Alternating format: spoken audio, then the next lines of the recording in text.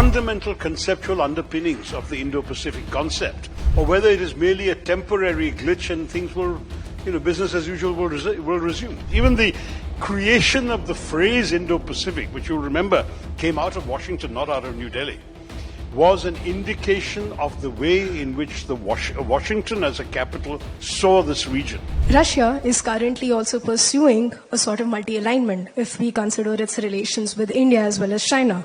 So my question is more concerned with the Indo-Pacific as a region, and like you rightly said, who will stand with India as far as confronting China is concerned. So my question is, what would be your projection of Russia's strategic alignments in the future in terms of balancing out its partnership with both India and China, specifically in the Indo-Pacific region where India-China rivalry can be seen at its starkest? How multi-alignment works in the Indo-Pacific? This is a genuinely tough one to answer, because we had a certain set of assumptions in the last 25 years. Even the creation of the phrase Indo-Pacific, which you'll remember came out of Washington, not out of New Delhi, was an indication of the way in which the Washington as a capital saw this region and saw the centrality of both the Indian and the Pacific Oceans and the role of India as a significant player. Whether we wanted to be a counterweight or a counterbalance to China is a different matter. But our involvement in the Quad was meant to be a signal of Washington's commitment, as it were, to seeing a shored up capacity, if not to contain China, at least to constrain it when it came to the interests of the four participating countries, Japan, Australia, the US, and India.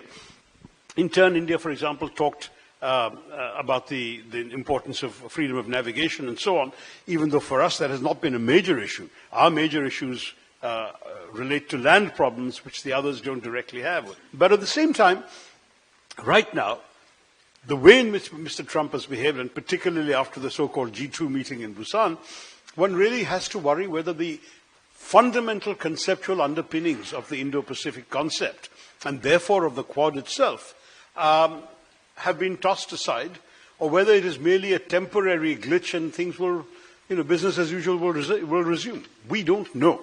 And the honest truth is certainly none of us sitting here know. There may be conversations going on between the two foreign ministries, and certainly there are conversations going on, we know, between the two trade delegations of the US and India. But whether we can look back and say, we know that when it comes to a crisis, the US will have our back in the Indo-Pacific, at the moment, I don't think anyone knows the answer to that.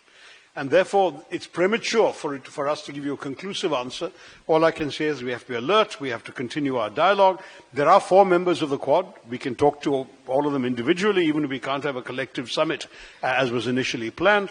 But at some point, a call will have to be taken, because it is India's turn to host that summit, as to whether a meeting at that level is going to happen. It was meant to happen in November or this part of the year. It did not happen. It could presumably be rescheduled in the first half of next year, or it could be deferred indefinitely, and an indefinite deferral will carry its own geopolitical signals to all the actors concerned.